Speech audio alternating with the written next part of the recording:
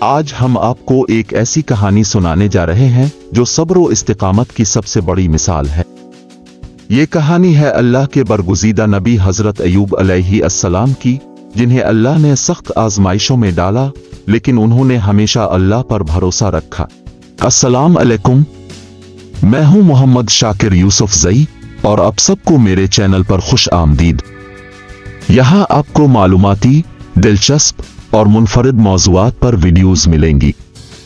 ہمارے چینل کو لائک کریں، شیئر کریں اور سبسکرائب کریں تاکہ آپ کو ہماری تمام نئی ویڈیوز بر وقت مل سکیں۔ حضرت ایوب علیہ السلام ایک مالدار اور خوشحال انسان تھے۔ اللہ نے انہیں بے شمار نعمتوں سے نوازا تھا، وسیع زمینیں، مال مویشی اور ایک نیک و صالح خاندان۔ لیکن ان کی سب سے بڑی خوبی ان کا اللہ پر کامل ایمان اور شکر گزاری تھی۔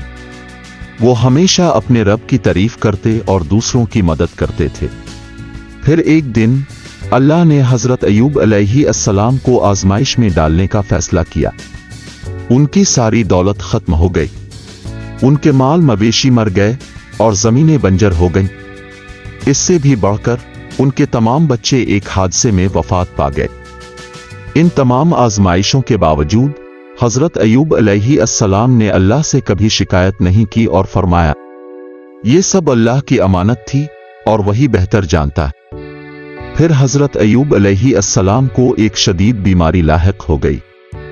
ان کے جسم پر زخم ہو گئے اور لوگ ان سے دور ہونے لگے، حتیٰ کہ ان کے قریبی عزیز بھی انہیں چھوڑ گئے۔ لیکن ان کی بیوی رحمت نے ان کا بھرپور ساتھ دیا اور ان کی خدمت کی۔ حضرت ایوب علیہ السلام نے اس مشکل وقت میں بھی اللہ سے دعا کی اور صبر کا دامن تھامے رکھا۔ بالآخر حضرت ایوب علیہ السلام نے اللہ سے دعا کی، اے میرے رب، مجھے تکلیف پہنچی ہے اور تو سب سے زیادہ رحم کرنے والا ہے۔ اللہ نے ان کی دعا قبول کی اور انہیں حکم دیا کہ اپنے قدم زمین پر ماریں۔ حضرت ایوب علیہ السلام نے ایسا ہی کیا اور زمین سے ایک چشمہ پھوٹا۔ اللہ نے حکم دیا کہ اس پانی سے نہائیں اور اسے پئیں۔ اس پانی سے ان کی بیماری ختم ہو گئی اور صحت لوٹ آئی۔ اللہ نے نہ صرف ان کی صحت بحال کی بلکہ انہیں پہلے سے زیادہ نعمتوں اور اولاد سے نوازا۔